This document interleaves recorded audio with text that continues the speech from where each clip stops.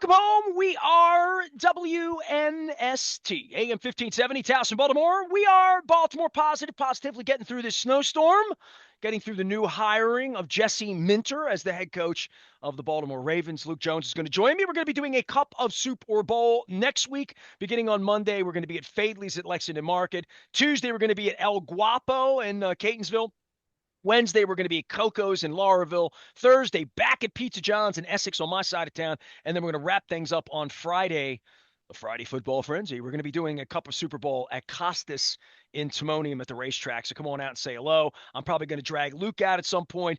Jesse Minter will be dragged out to Owings Mills on Thursday after the storm, after it's cleared, after whatever's going to happen around here over the weekend. We'll actually have two teams in the Super Bowl by then as well. Brandon Stokely's going to be on next week with me. Trent Dilfer and his wife Cass are joining me. It is the 25th anniversary of Super Bowl 35 on Wednesday. If you're out at Baltimore Positive, if you're listening on WNST AM 1570, you're going to hear a whole bunch of throwback stuff. In addition to the hiring of John Harbaugh's mentor, Rick Mentor's son, Jesse Minter, who Mike Tomlin knew as an assistant in Cincinnati. I'm sure Rex Ryan knew him as well. And here we are. We have a new coach, the purple plumes of smoke that came out. If you're on the WNST text service on Thursday, brought to you by Cole Roofing and Gordian Energy. Luke made it happen. And I guess more than anything, the first thing is what's going to change and who are the coaches going to be and all of the – and is Lamar going to like it? We went through that a little bit. What do you see here? The Joe Brady thing? And I guess this will all work itself out maybe by the time people even hear this. But the conjecture's all – offensive-minded coach, well, they got a young coach. They got a guy from the system. Much isn't going to change because of the Harbaugh thing. Certainly defensively, Kyle Hamilton and Roquan Smith are going to recognize the defense this year. But Lamar and the offense and the offensive coordinator, where are we, Luke? Well, I mean, that's the big question. And I don't know if we can definitively say where that's going to go, because if you're talking about someone like Joe Brady, who's interviewing for head coach spots like he did here, if it's Cliff Kingsbury, it doesn't seem like he's a finalist for any of these head coaching gigs. I mean, obviously he's talked to teams, including the Ravens, but there's been some chatter that Lamar and some of the other offensive players would like him to be the offensive coordinator. So we'll see where that goes. I think if there's one concern about Jesse Minter, and, frankly, I would have said the same thing about Mike Macdonald as a head coach. And if you go and look at Mike Macdonald's staff in Seattle, there aren't a lot of names there you recognize. I mean, Josh Bynes and a couple others.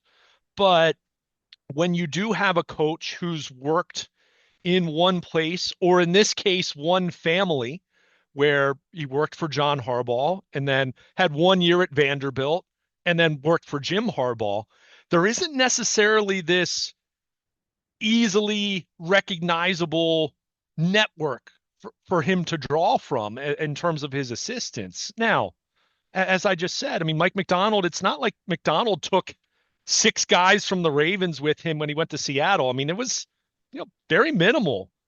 That's worked out just fine. So I think what it means, again, OC is the big question here. What that means for Lamar Jackson, what that means for the rest of the offensive players, where clearly there was no shortage of smoke this past year in terms of frustration with Monken. How much of it was fair and how much of it was just, everyone's looking out for number one when things aren't going well a lot of times. I mean, that's life a lot of times. 1-5. Things were not going well.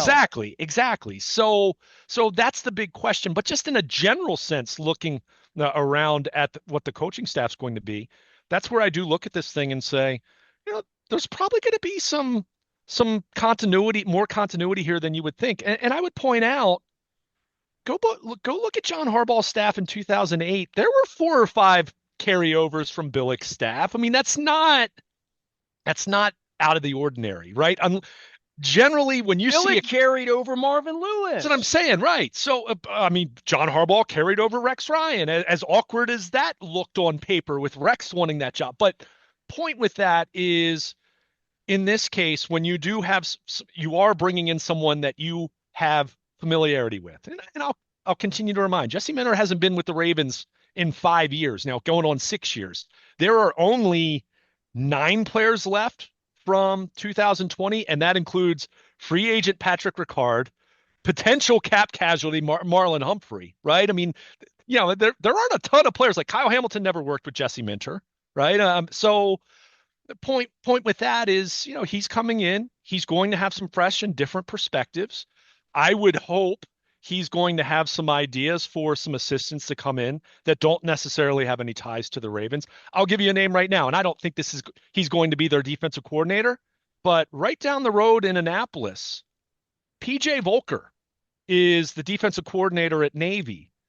He and Minter are best friends going back to they went to college together. So I don't think that, again, I don't think that means Volker's going to be the defensive coordinator, but could he be the linebackers coach, for example? I could see that scenario. In fact, he tried to hire Volker away to join the Chargers staff a couple years ago, and Volker at the time said no. You do wonder now with his best buddy being a head coach, and you don't even have to uproot your family and move across the country. You do wonder if that will be a possibility as far as the staff. But I think there's a potential for some Ravens staff. Chris Horton as special teams coordinator kind of tops the list in my mind. I think there's some others. And this goes back to what I was saying before, as far as, yes, the Ravens Steve Bisciotti decided to make the decision to move on from John Harbaugh after 18 years. I don't think that was necessarily a sign that they felt they needed to completely turn the organization upside down, but I think it was clearly a sign of refreshing, revamping, adjusting. Who's John going to take with him, by the way? Because John brought a if you hear the reports, I mean, he's trying to take everyone with him, but at the same time, as is the case with any organization, if you have coaches that are under contract and you feel that there could be a fit with the new head coach, you're going to keep as many guys that you think highly of on retainer as you can, right? So whether that ends up being Chris Horton, whether that ends up being Randy Brown, even, this is something I was failed to mention to you that I thought was interesting at the Bisciotti DeCosta press conference. I mean, Randy Brown and John Harbaugh have a friendship that goes way back. I mean, they worked together in Philadelphia. One of the more interesting dynamics, and it wasn't top of mind, but Randy Brown was at that press conference, and I thought that was interesting at the time. It could be very simple that the Ravens want to keep Randy Brown around, and they say, hey, you're the one who scouted, identified, and coached Tyler Loop after year one. We're not giving up on him just yet. We want to keep you around to continue to develop him. So there could be a possibility. Or maybe they decide Randy. Well, look, man, John put his guys under contract thinking he was here for 4 years. Exactly. So all of these guys, under contract to John, that's the loyalty that you give when your boss is the king and was considered unfireable. John Harbaugh was considered unfireable around here till literally the minute he got fired. I mean, even apparently DeCosta didn't know about it. Well, and there's questions about DeCosta and Harbaugh and whether this has been kumbaya with the two of them as well, because Harbaugh skipped mentioning him when he got his gig the other day. So who knows what's really going on, what really bubbled up about who threw who under the bus and how John lost his job here. I got to think that John feels better than anybody. John came out of this with double the pay, double the power. He's been anointed in the biggest city in the world, even though he probably won't get along with the mayor there. It's toast of the town. Yeah. Yeah. I mean, so John has taken a turd and completely come out of the car wash on the other end, made all over again. He didn't even have to win 8 games this year. All that being said, John left behind contracts, right? Sure. And the Randy Brown thing, why he's in the room, he works there. Yeah. I don't think he had any choice to be there. Oh, right? I don't think it was a case where he didn't have a choice. I'm guessing if he didn't want to be there, he didn't have to be there. I don't think he has Bisciotti in his phone either. So if he wants to hear what Bisciotti has to say, he has to show up in the room like and that's fine. And that's fine. But Steve's not Steve anymore. He's Mr. Bisciotti now. When he comes, literally. My point with that is John Harbaugh is going to have plenty of people that come from Baltimore to join him in New York, whether we're talking about present assistants or guys that have been assistants for him in the past. And at the same time, why does Eric want him in the building if they don't want to be there? At the same time, I think there are going to be Ravens assistants that were on this staff with John Harbaugh that will stay. I'm not saying it's going to be like the entire staff or anything like that. Like Believe me. But this is not going to be the bloodletting that it would be if you hired somebody, a And you were powerful 3 and person from out of the 14. building, right? And you were 3 and 14, like the Sean McDermott Giants isn't were. coming here taking a gig and saying I'm taking John's guys unless he really knew him, and they were close too. But like just as an example, Right. if they had hired a strong head coach, if they had hired someone who Sure. had a backbone and an end and a whole. This guy is a hardball guy. To your point, the only guys he's worked with the last 8 years are going to be hardball guys. For the Or most in part. his case, the other guy John or went to the Jim. military. So there's a very straight. This is not shocking to me, but I really did think they wanted culture change, and I wrote at length about culture change.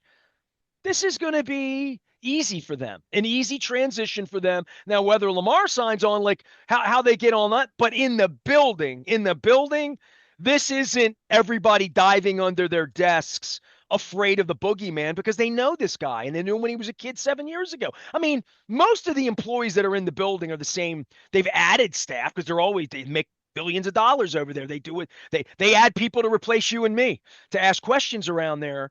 But in a general sense, he's going to walk in that building and know where everything is, where everybody is, from valet to secretary stand to, the security. He knows everybody. He knows the airplanes. He knows how they travel. This is not going to be a culture shock to the building. It's going to be an assimilation, right? It will be, but it is going to be a different head coach. I mean, it's different. He hasn't been there in 5 years.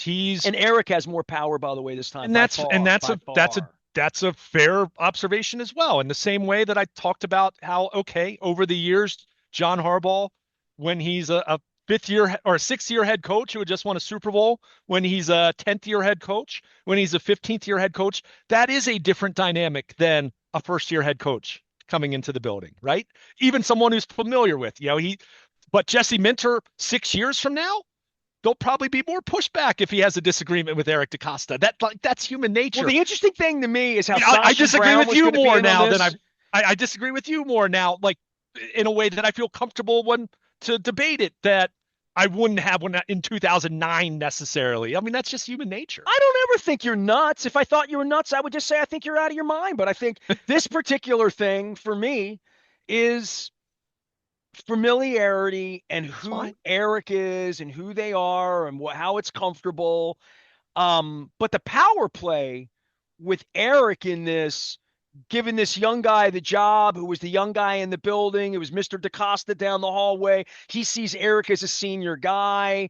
Um, I, I'm fascinated by what happened in that building the last 6 months with John, with Lamar, with Eric. I know Steve had no, I mean, he doesn't even know half the people in the building anymore. So he's checked out, but I think he was checked into John Harbaugh's ear. And I think Jesse Minter has a new billionaire best friend who's going to be on the phone with him because that's who Steve has been historically. Steve likes this. I'm out. I'm above the fray. I had nothing to do with this. I wonder if Steve Bisciotti had a conversation with a young Jesse Minter 7, 8 years ago when Eric or John came to him and said, this young kid's going to be a head coach somewhere. He might be Boston College, but this guy, he's a ball coach's son.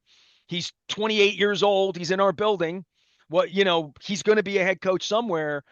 Steve would always gravitate to those kinds of Yeah. humans back in the day. Steve seems like an arrogant, well-tanned billionaire who is just gone from knowing a young Phil Savage, a young Eric DeCosta, a young Joe Ortiz the way I did. Steve doesn't give a flying F. And that came across in the press conference last week. So this is easy for Steve. It's easy for Sashi. Sashi doesn't look like he had any stake in this. This guy clearly knows him some Chad Steele too. So this is just really comfortable. And I'm not shocked by it because I think they won a lot of games here and they like their system. It says to me they just didn't like John anymore.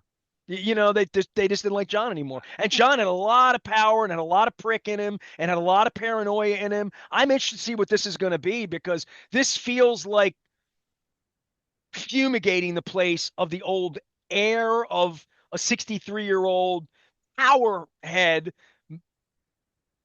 dishonest guy, and this young guy that they all know and trust as the young kid down the hallway. The way I knew Eric until Eric became the billionaire's best buddy who who's checked out of relationships in the community and the media and local. Like this guy doesn't have to do any of that. All he's got to do is come in and be an X's and O's ball coach because they're going to fold him in. I mean, you're not going to see much of him, and when you do, he's going to be smiling. He seems like a decent guy, so I hope he stays that way. And he didn't get $100 million. He got made rich. He didn't get made wealthy. And Eric's in a position that if this doesn't go well and Lamar goes the wrong way and they have to go to the draft to get Arch Manning 2 years from now because this thing falls apart, Eric will keep his job. I mean, I'm convinced of that. Eric will keep his job, and they'll ride out even a bad Lamar year or two here if they have to part with him in whatever way. Because of him, because of money, because of his agent, because of his mother, because he wants to play in Vegas or he wants to be in Miami or whatever that would be. Lamar's not quarterback for life. Now, No. Jesse Minter might be coach for not life, but for 10 years. Jesse Minter, how about this, dude? Let's make a pinky bet here. Is Jesse Minter going to survive Lamar? Yes, I say yes. I say yes wholeheartedly on that. I think it's impossible to know that right now. But I mean that's fine. I think he has more power than Lamar has in some ways coming into the building. That Lamar now has to sing for his supper and play well, or they're just gonna they'll be okay with a bad year and an exit strategy that keeps the Harbaugh, DeCosta, Bisciotti mentality of what they are, what kind of football players they want. Because clearly, Steve looked at this and said, I like the players Eric's picking. I don't like the way John's maneuvering this, making the ingredients, because you like Starks, you like Wiggins, you love Hamilton, you love Lamar.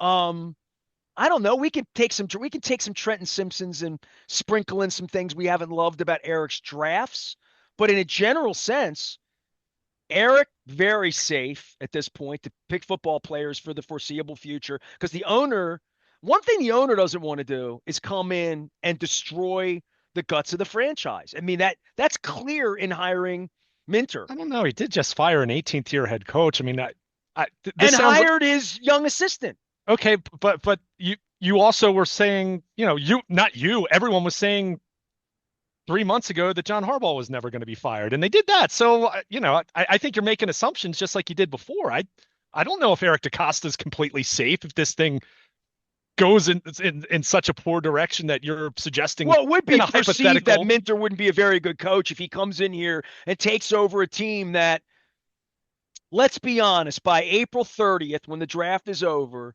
expectations will be high. Will think it's the best team in the division. You will have evidence that the Bengals suck, even though Burrow's good. You will think the Browns suck, no matter who they hire. And we will all think the Steelers suck because they don't have a quarterback. So on May 1st, Jesse Minter will be expected to win 11 or 12 games, right? I mean, sure. I mean, 12, 11, 10 or 11. Yeah, what's the overall? Okay, well, we don't have to guess on this. They'll put a Vegas line on it. What's it going to be? It'll be 10.5 or 11. That's what you're going to need to bet on it. It's not going to be 8. It's not going to be 9. He's going to be expected to win the division next year. So I don't understand why that doesn't put any pressure on Eric DeCosta. If he ended up hiring the wrong guy. If Lamar gets hurt again, they're going to go something and something. Okay. Like that's all that has to happen. I mean, I just did not go well. And then all of a sudden they are in the quarterback business at a $74 million. I mean, you love talking about the post Lamar era, man. It's amazing, but well, the current Lamar era opens Friday morning, right? The current Lamar era is: are we going to renegotiate and give us space so we can get you a better football team? And that's going to be what we're talking about after the snowstorm, right? Well, we're going to be talking about the staff and then that. I mean, they've got to. Because they've got to get the staff right. I mean, the one thing we have talked about it, but it is of the utmost importance. Because I talked about it in a vacuum, I would have preferred an offensive-minded head coach that you have in lockstep. But that's speaking in hypotheticals, right? That guy has to be there.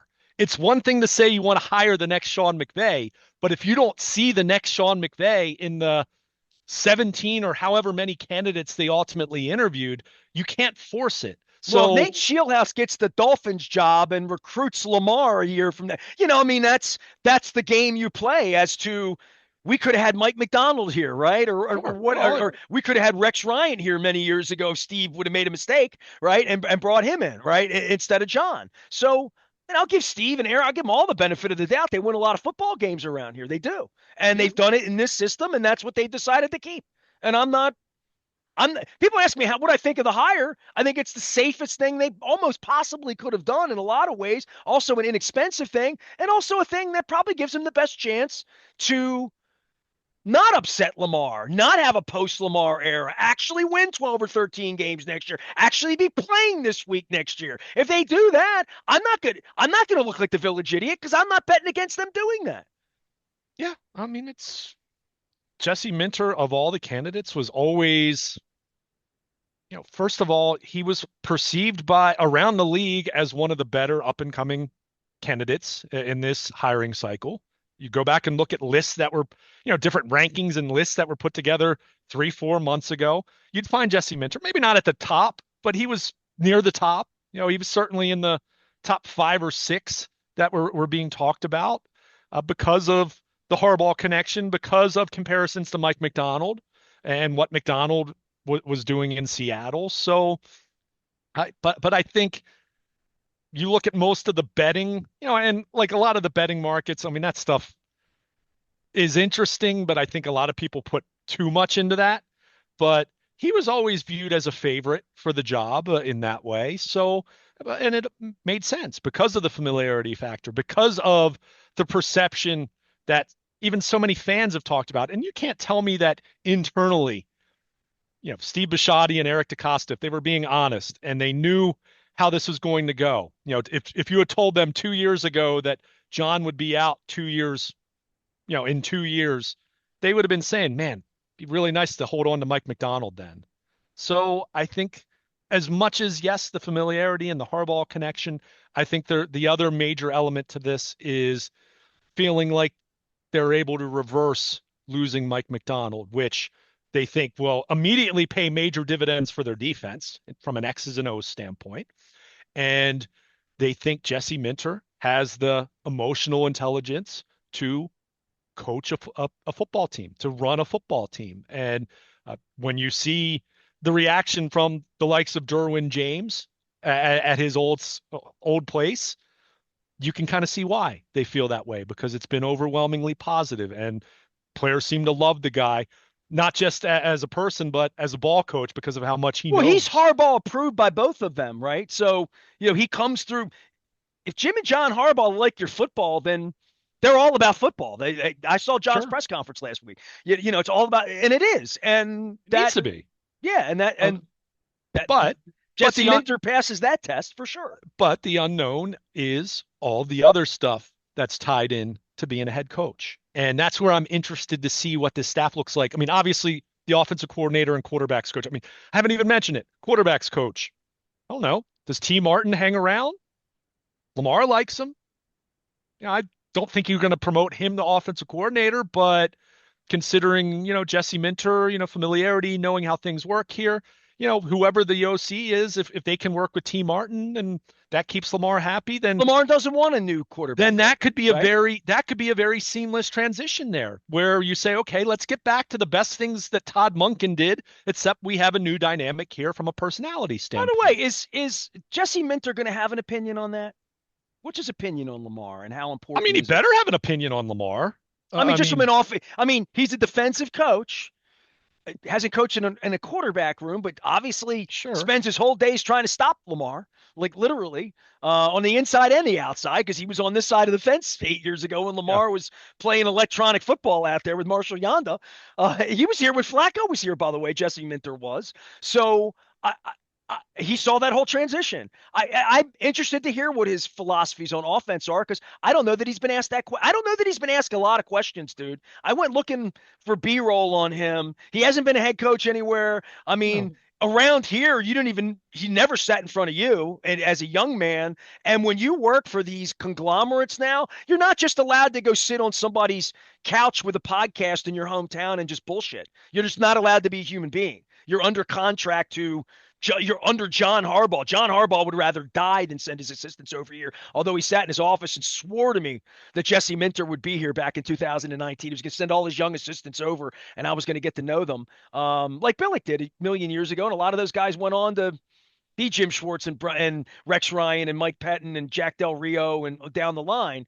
I had Matt Simon on recently, by the way, for the Super Bowl 35 anniversary this week. But seeing his thoughts on offense when he's worked on the defensive side, that's it's going to be interesting press conferences. And I think hearing a new voice, and I know you're getting into this too, what his face looks like, what his mannerisms are, the tone of his voice. We're going to get used to hearing his voice in the way that we didn't know what John Harbaugh or Brian Billick sounded like. We knew what Marcia Broda sounded like from the 70s. I remember that from my dad. But even his voice, just seeing the first press clippings at 5:20 on Thursday night when I heard it was him, it's not easy to find. There aren't NFL films pieces about him or Cincinnati old B-roll of him and his dad. And like, I haven't seen any of that. Maybe the Ravens will get a handle on a lot of that because he's not anonymous. To your point, he knew Mike Tomlin as a kid in Cincinnati, and he's been a ball coach's kid.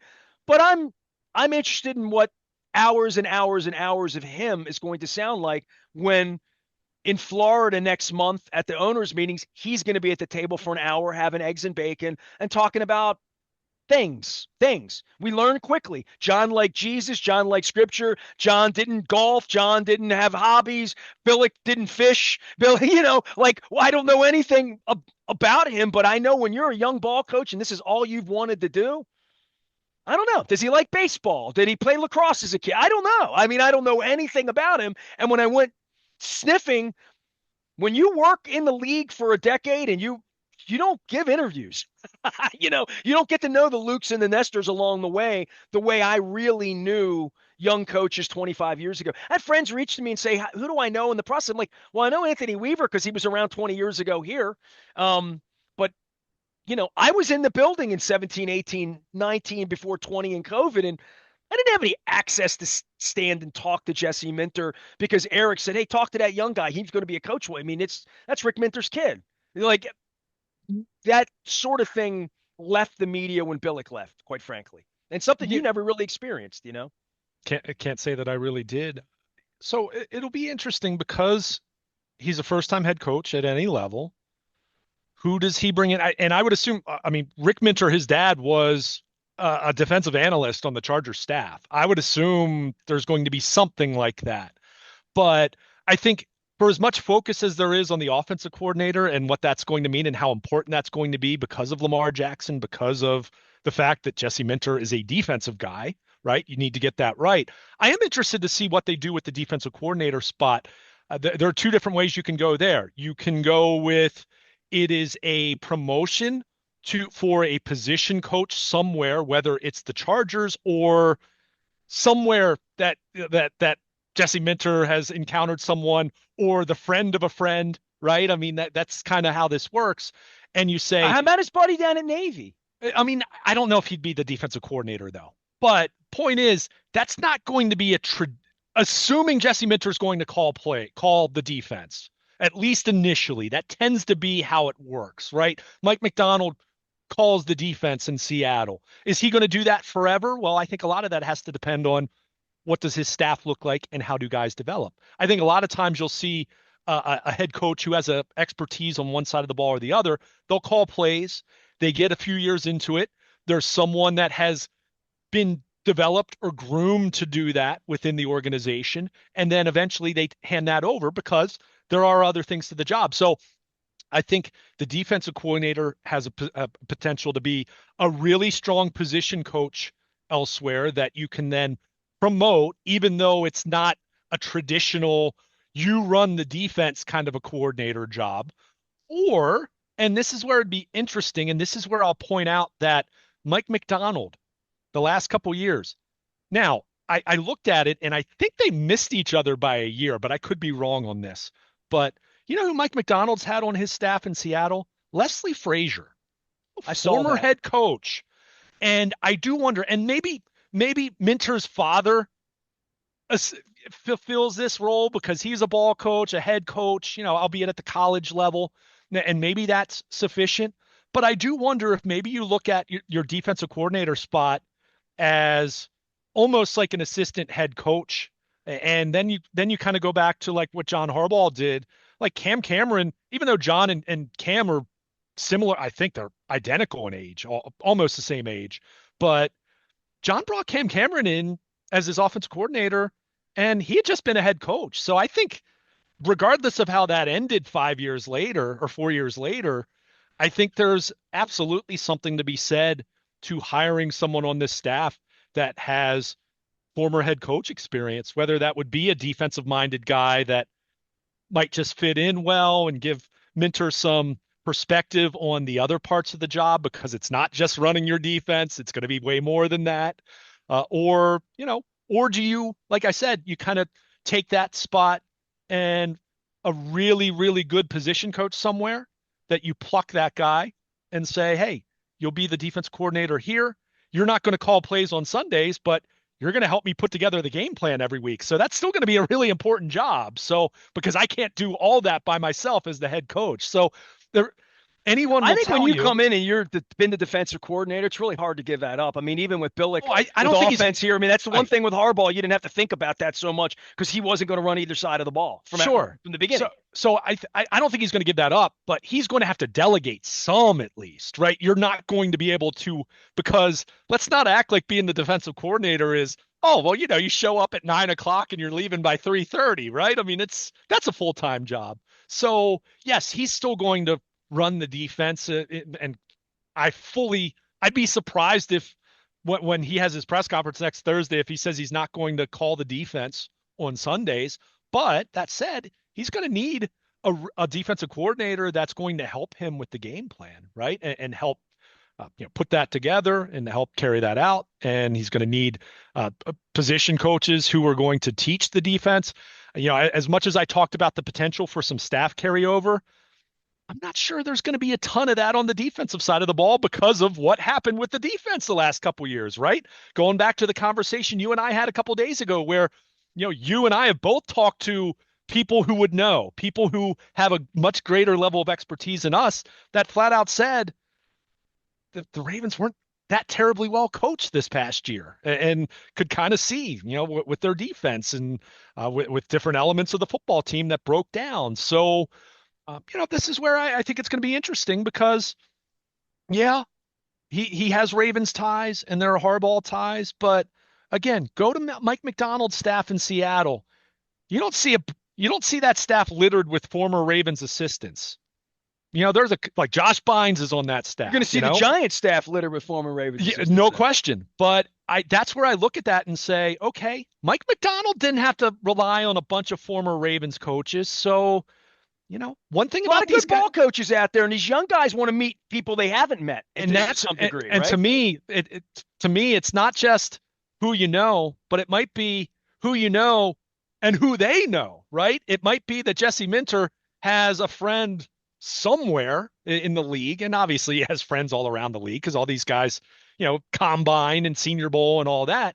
But he talks to someone and says, "Okay, I'm looking for someone to coach my outside linebackers. Do you have anyone in mind? Do you know anyone? Did you work with anyone the last 5?" And it might be, oh my gosh, dude, I know you don't know this guy, but that guy How about coach. this, dude? Here, I'll be really honest, because I know a lot about this because I've had so many of my friends get head coaching jobs 25 years ago. Jesse Minter has had 300 calls in the last day from anybody who's ever had a sandwich with him at the combine. Yeah. Like literally anybody who he ever sat next to in a symposium somewhere and said, "Oh, you're Rick Minter's kid. Oh, yeah, you're Harbaugh's guy. Oh, really? You're coaching the defensive assistant to the assistant to the assistants." That was 10 years ago. There's plenty of beer and cheer and moving around. His phone's off the hook. He's got 6 guys who want to be his linebackers coach in his circle, in PJ Volker's circle, in the Vanderbilt circle, in the Harbaugh circle. Somebody he met at Michigan who was an undergrad assistant who went on as a Purdue. Like, it's just going to be the way it is. Really. I mean, he's not going to have any lack of faces and resumes that he could look at in addition to the people like Cliff Kingsbury we've heard of, who will bring his own system, right? If he hires an offensive guy, that guy's going to want to bring a running this and a that and a quality control, like all of that. Yeah.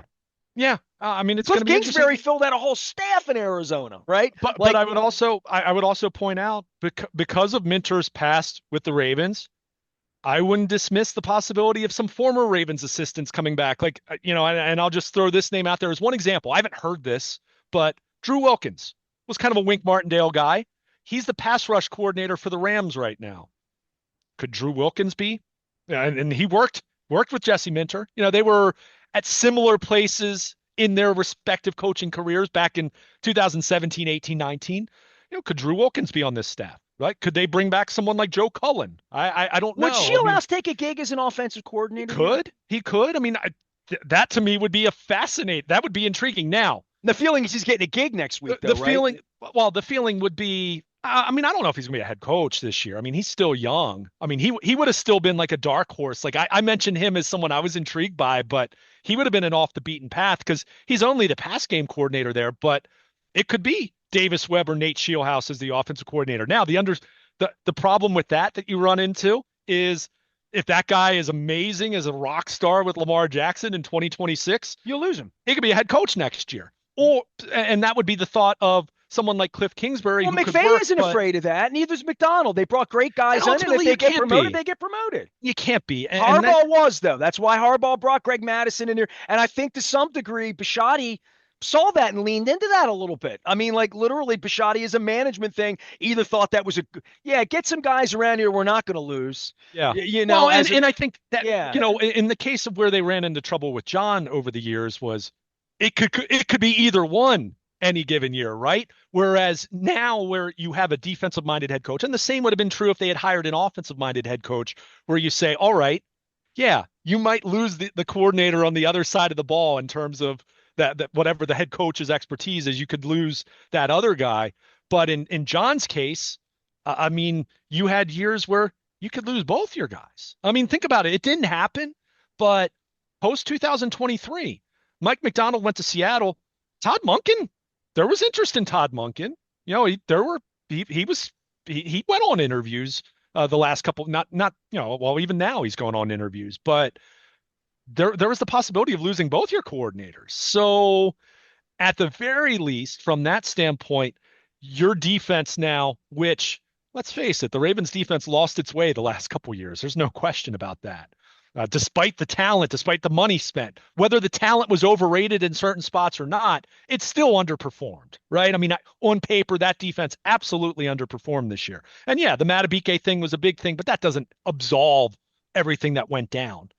But now the thought is that side of the ball should be ironclad. And the thing that you liked about what Jesse Minter did with the Chargers was, yes, he had Derwin James, yes, he had Khalil Mack, but there were other guys, including Odafe Owe, who I don't think this necessarily means the Ravens are bringing him back, but there were guys that he seemed to get more out of than the previous regime got. Whereas what happened with the Ravens defense these last couple years, guys kind of took, either plateaued or regressed. And how much of that was on the players themselves? Guys have to be accountable, but how much of that was also on the coaching? And we talked about it a lot. The brain drain post 2023, not just McDonald, but Denard Wilson and Anthony Weaver and Zach Orr moving from linebackers coach to defensive coordinator. I mean, that was a lot that they lost all at one time. And that absolutely took Well, a they toll. went all in on Zach Orr instead of Anthony Weaver, instead of a different defensive coordinator at that time. When that time came, John promoted from within and felt strongly about Zach or Bisciotti felt again, John would always say Steve never, but I don't. You'd have to tell me. You've been in the. We both love Zach Orr, and it's a shame it didn't work out in the way that it didn't work Yeah. out. And I guess if Well, John loved him, he'll be in New York with John doing something probably, right? yeah, I mean, I certainly hope Zach Orr is still working in the league. I'm not expecting him to be a defensive coordinator this coming year somewhere, but I'll also point out, because I don't want to shortchange him. He was involved in that process that I talked about back in 2018, where Mike McDonald and Jesse Minter and a lot of their assistants, headlined by Wink Martindale becoming the coordinator at the time. But that's when they revamped their defensive system. Zach Orr was part of that as well. So sometimes So it doesn't Zach work Orr and out. Jesse Minter are close as well. Yeah. obvious. So, I'm guess I don't think I think it'd be wise for Zach to get a fresh start somewhere. I think it would. But yeah, they know each other. Sure. So that's why I said just even go back and look at the assistants 2017, 18, 19, 20 guys that have since moved on and might be elsewhere or might be coaching at the college level. And again, I'm just, I don't know where everyone is off the top of my head, but I would not be shocked to see a couple of those guys back as well.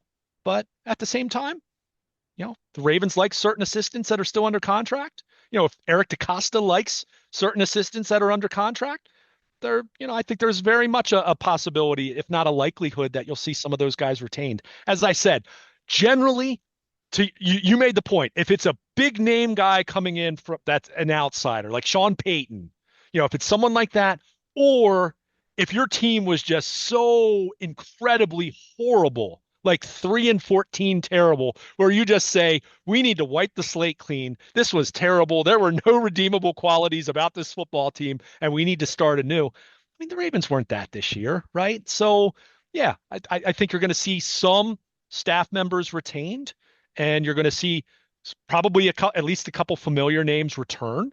And then, yeah, I think Jesse Minter's going to he'll have some unique ideas and some fresh people that maybe he worked with at Michigan or he worked with at Vanderbilt that will show up here, or just friends of friends, right? Where he might say to a couple guys with the Chargers, it's like, hey, I know you're not coming because you like working here and you don't want to uproot your family, but you know, who do you have in mind? Like who do you think would be a good linebackers coach? Who do you think would be a good guy in the secondary that I could talk to? That you could vouch for. I mean, there's a lot of that goes on as well. I mean, John Harbaugh, what was it? It ended up, it was through his family that he didn't know Todd Monken, but you know, his brother-in-law and his sister knew Todd Monken and recommended. And regardless of how this past year played out, his first 2 years, Todd Monken worked out just fine. I mean, Todd Monken made Lamar Jackson a better quarterback than he had been. So, you never really know how that's going to play out. And that's what makes this fascinating because, oh yeah, all these factors always exist, but you also still have an ongoing hiring cycle going on right now. So as much as you might want to hire Cliff Kingsbury or Joe Brady to be your offensive coordinator, there's still wait and see with some of those head coach openings and whether you would be their top choice, to be a coordinator even. So there is some of that. And that's why, to go back to our point that we made a little bit earlier, I don't mind that the press conference is going to be delayed a little bit here because maybe by next Thursday, we're going to see some resolution here in terms of who is going to be the offensive coordinator, who is going to be the defensive coordinator, who might be staying on the Ravens staff, who might be coming back that was with the Ravens years ago. So it is all very interesting and it's all very important. They've got to get this figured out before they then turn to the next big ticket item of the offseason, which will be working out an extension with Lamar Jackson. All right, lots of things ahead. I want to send some love out to the Curio family and foreign daughter family. I am wearing my Curio gear here today because we lost Michael Bronfine on Thursday. Just a tremendous guy. I'm going to be paying tribute to him.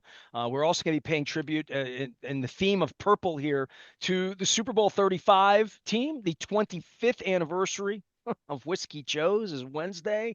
I will have 2 beers in honor of Bobby Nick, as well as all of you who joined us along that journey. I'm going to be featuring various Purple Rain, not just the book, but like conversations with Rod Woodson, Shannon Sharp, Tony Siragusa, Trent Dilfer, Ray Lewis, on and on and on and on and on and on and on. All of our Hall of Famers, the Baltimore Bullies, which I'm sure will show up on ESPN at some point next week as well. We will have 2 teams in the Super Bowl.